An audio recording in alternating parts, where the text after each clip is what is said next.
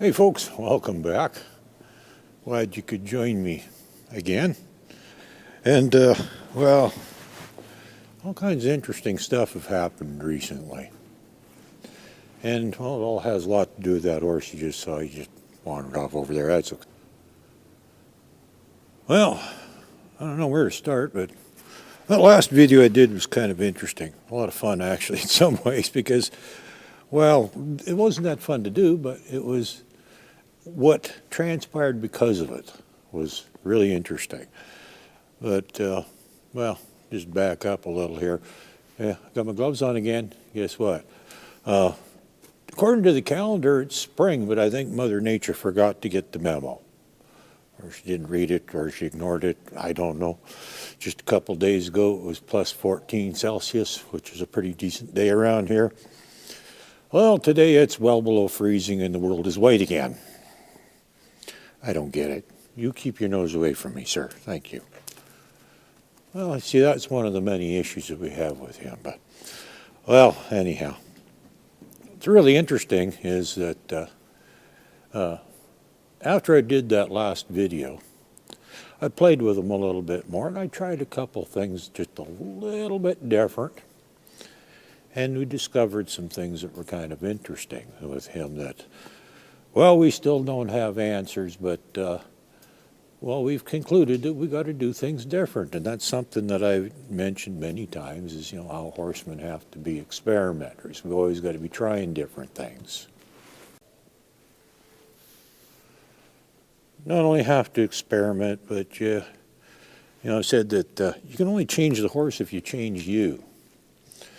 And that involves, you know, taking a step back and looking at the mirror at yourself. Never mind the horse. The horse is simple. Well, sort of. Okay, maybe not. They're a challenge sometimes. But that's not a bad thing. The fact is, well, maybe there's something else I should talk about too, because there's an old saying that calm seas don't make a good sailor. And the same is true of horses. Now, I've heard the phrase when it comes to riding, but I don't think riding is the key because most of your problems should get solved before you get in the saddle, in my opinion. But there's a saying that says, you know, an easy horse doesn't make a good rider. Well, the general concept is the same. I have become the horseman that I am today because of difficult horses.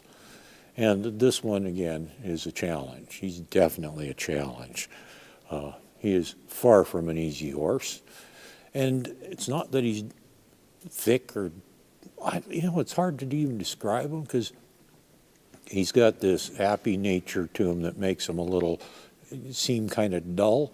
But actually, he's very smart and he's very sensitive when he wants to be. In fact, I've discovered something kind of interesting, and I should have learned this a little better with one of my own horses. I got one that, well, if you cue too strongly with her, she takes offense to it. And it's kind of like, well, people, if somebody yelled at you every time they wanted something, you'd probably get a little annoyed with them. And eventually when they yell at you, you'd say, screw you, I ain't doing it.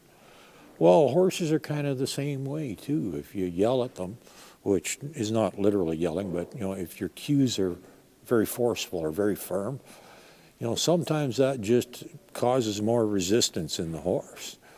And I'm sure that some of you have probably seen this example as you go to a grocery store and you see the mother dragging the kid along behind by the arm and they got their heels dug in. I don't want to. Well, horses can be like that too, but if you say, hey, come on, I got something in aisle 3 I want to show you, well, they trot along, no problem. But if you say, you're coming with me or else, well, then they dig their heels in and become quite resistant. Well, sometimes that's true with horses too, and I've discovered that with this guy. And not in all cases, but in certain cases, I've discovered that it's actually pretty easy to get him to do some things. There's still things they're having trouble with and haven't got it all figured out, but that goes right back to, well, if you want to change the horse, you got to change you. So I got to change me, and that's what continues to make me a better horseman is working with difficult horses. So I got to go back to looking in the mirror at myself and look at what I'm doing, and perhaps how I'm doing it. And sometimes the change you got to make isn't huge. It's just a slight little tweak to what you're doing, and it just makes it work better for the horse. And I think that is in fact the case with this one. Well, of course it's the case. It's not him, it's me. I've said that before, is that anytime I have a problem with a horse, I've got to take a good look at me. And eventually I find a better way of doing something, or just a slightly different way of doing things, that for that particular horse will work better. Now, like I said, right after that last video, I did play around with him a little bit, and we did discover a couple of things that actually seemed to work a little bit better for him. So I think, that's the key, is we got to do something just a little bit different for him. It's not that he's a particularly big problem. Well, actually, he's got a lot of problems, but that's not an issue. Most of them we've already made some pretty good progress on. But like I said, in that last video, I asked for help. I said, hey, anybody else got an idea? Because, as I said before, every one of you has got unique experiences where that might be something that you got a clue about that I don't, okay? So the other thing that I thought was significant was the fact that I asked for help. And I think that's something really important that every one of you should be willing to do. And now there's going to be people out there, guaranteed, that are going to go, oh, look at you, dummy, you don't know nothing, you had to ask for help, you couldn't even fix it yourself. Hey, well, you know what? The smartest thing you can do is asking for help. You ain't no dummy. Just because, you're smart enough to understand that your limitations of skills and knowledge says, hey, I'm going to ask for help. Well, it doesn't matter how long you've been playing with horses, there's going to be a time where you have to ask for help. So the fact that I did, I think maybe I'm setting a good example right there. Is, even though I'm doing these videos telling you how to do stuff, there's going to be those days where I'm going to say, hey, maybe I could use some help here. But largely, I'm not sure anybody's going to be able to help me. And that's not because you can't. But this goes back to something else I've said too, is I said that I can't always help you either, because you're the one with the answer. You have the horse, your skills, your knowledge, your scenario, your facilities, all these things, and you are the one that sees everything that I don't see. No matter, you could write me a book and I wouldn't get all the details. I'd miss something, or you'd miss something. But you're there. You see the horse. You see you. Maybe your friend's watching. Maybe you're videoing yourself and watching your interaction, and you can catch things that you're doing. And you will come up with the answer to your problems, because, well, nobody knows what's going on better than you do. And that's kind of the situation here, too, is, well, nobody else really knows what's going on as well as I do. Now, I've been asked many questions regarding that horse. In that last video, I actually had several good comments. And even though they didn't really give me an answer to my problem, they did get me to thinking about some stuff, too, because there was some good stuff there.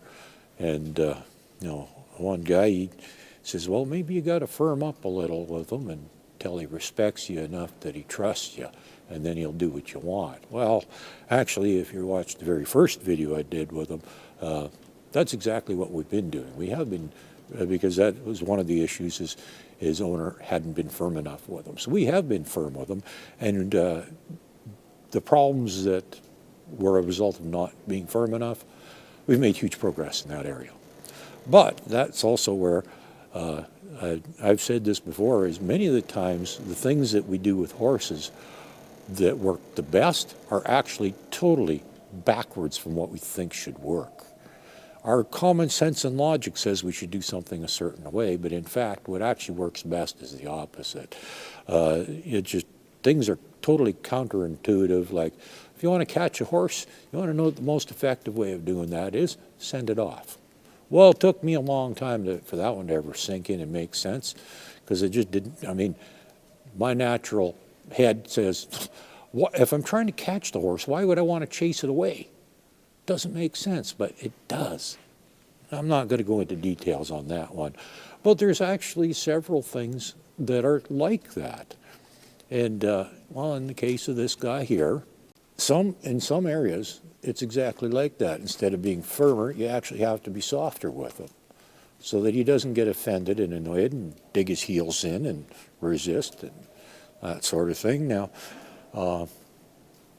I think in time, maybe he's going to get a little more responsive. He is actually improving in a lot of areas, so, maybe he will. Can't say for sure one way or the other, but another thing that, like I said, I am in the situation, so I know it better than others. Another one of the questions I was asked is, how old he is. Now, I'm not convinced that age necessarily has anything to do with it. I don't believe that age makes a difference whether the horse is 2 or 20. They're still capable of learning the same ways. At the age of 20, it might actually be a little more difficult because they're set in their ways. But I don't think that's huge. But I want to explain that when I was asked how old he is, we actually aren't sure. And he could be anywhere between 3 and 7 because of the information that his owner was given.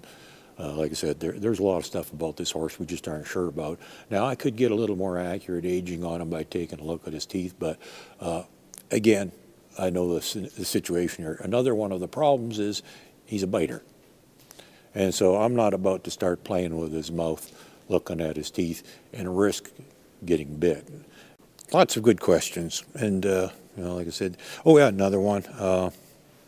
And Lisa, bless her, she's really observant too, because she noticed things in my videos that, really good eye on that one.